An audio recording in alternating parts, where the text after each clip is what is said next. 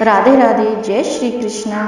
आज हम जानेंगे कि पुरुषोत्तम मास में आने वाली एकादशी का क्या महत्व है।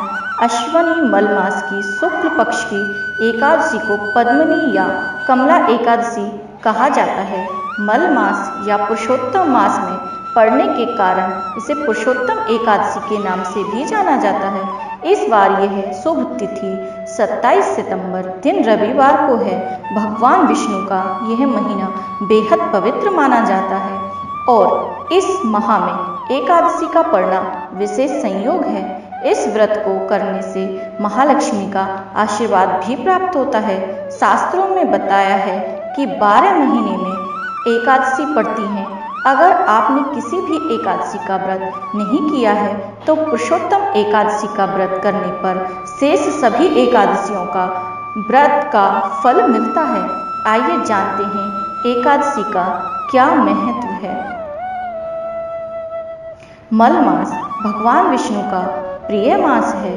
इस माह में पुरुषोत्तम एकादशी का व्रत करने से स्वर्ण दान हजारों यज्ञों के बराबर फल प्राप्त होता है। साथ ही मृत्यु के बाद मोक्ष की प्राप्ति भी होती है। साथ ही यह व्रत मनोरथों की पूर्ति के लिए भी शुभ माना जाता है। मान्यता है जो भी भक्त भगवान विष्णु की असीम कृपा प्राप्त करना चाहता है उनको पुरुषोत्तम एकादशी उपवास करना चाहिए। पौराणिक मान्यता के अनुसार त्रेता युग में महिष्मतिपुरी के कार्त्यवीर्य नामक राजा राज्य करते थे। राजा कार्त्यवीर्य बहुत पराक्रमी थे और उनकी 1000 पत्नी थीं, लेकिन उनको कोई संतान नहीं थी। उनको यह चिंता सताने लगी कि मेरे मरने के बाद राज्य को कौन संभालेगा। इस बात को लेकर राजा रानी काफी परेशान रहते थे।